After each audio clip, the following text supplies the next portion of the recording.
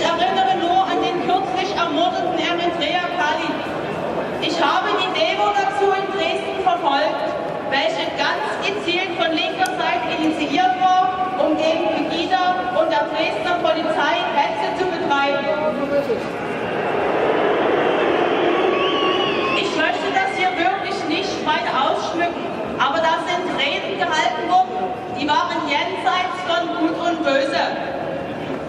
Und diese Menschen nennen sich weltoffen und tolerant, wahrscheinlich ausschließlich nur ihren Vorurteilen gegenüber.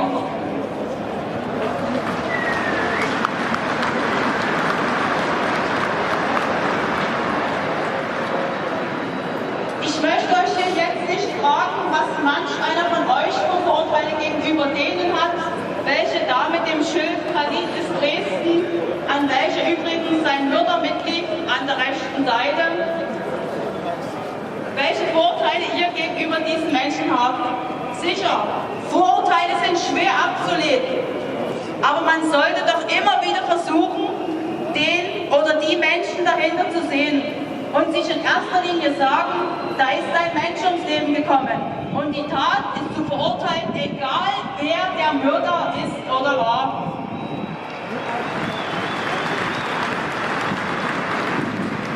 Ich würde mir wünschen, dass sich diejenigen, welche immer sehr damit beschäftigt sind, unsere Veranstaltungen mit haltlosen Parolen zu stören, sich einmal mehr mit unseren Forderungen auseinanderzusetzen. Und ich bin mir ganz sicher, dass auch diese Menschen Schnittmengen mit uns feststellen würden. Als ich nach unserer letzten Veranstaltung auf dem Heimweg war, wurde ich von einem jungen Mann mit Fahrrad angesprochen. Er sagte gleich, ich gehöre zu euren Gegnern.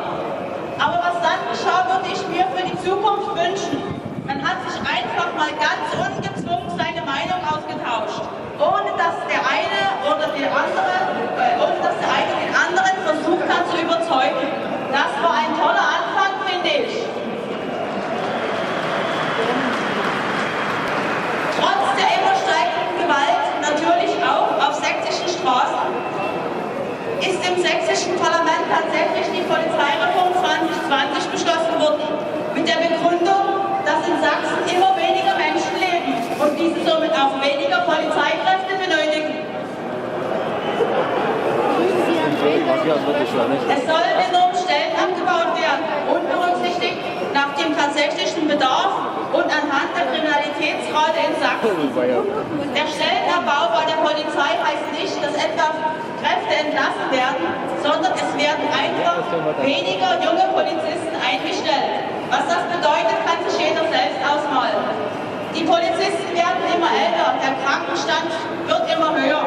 Die Polizei braucht einfach mehr technische Mittel. Ich bin dafür, wir sind eine riesengroße Macht und wir haben das Recht, diese Reform zu kippen. Und ich fordere euch dazu auf, ein Volksbegehren mit uns zu initiieren, wo wir uns einfach sagen, kippt die Polizeireform 2020, das ist unhaltbar.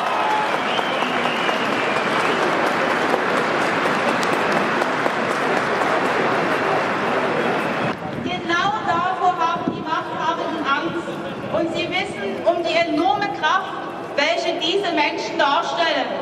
Bei einer Wahlbeteiligung von ca. rund 50% bei der letzten Wahl in Sachsen heißt das nämlich, dass die Mehrheit des Volkes von niemandem mehr vertreten wird.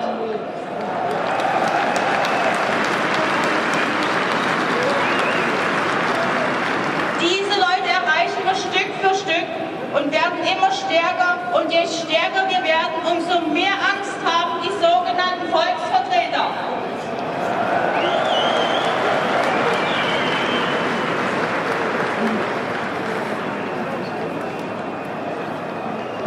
Schaut euch doch mal um, wie sie hektisch um sich schlagen mit Nazi- und Diffamierungskeule, wie sie eiligst versuchen, irgendwelche Parolen zu etablieren, nur um die Masse zu beruhigen und wie sie mit Geld um sich werfen, um Stars nach Dresden zu holen, nur damit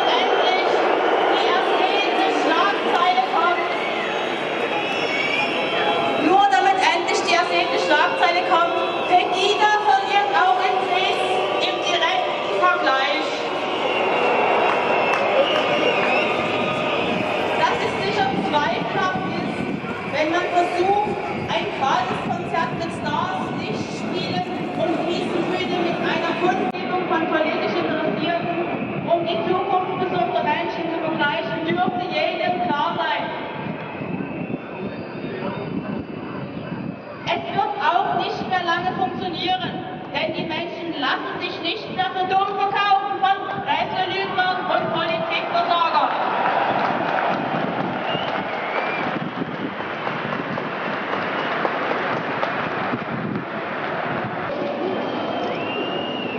Seit Dienstag wird geheuchelt, Meinungs- und Demonstrationsfreiheit sind höchste Güter. Noch ein zweites Wort verbunden mit Dank an unsere Polizei. Unsere Kundgebungen und Spaziergänge bedürfen keiner Polizei. Wir sind gewaltfrei.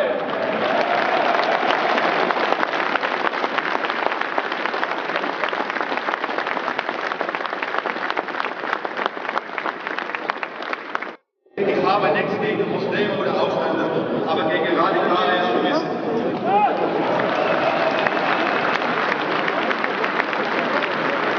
Radikale sind gegen westliche Demokratien, wollen die Scharia einführen und lehnen andere Religionen ab. Dies müssen wir mit aller Macht verhindern und sollten da auch mal schauen, welchen Einfluss bestimmte arabische Länder haben, ohne an unsere Wirtschaftsinteressen zu lenken.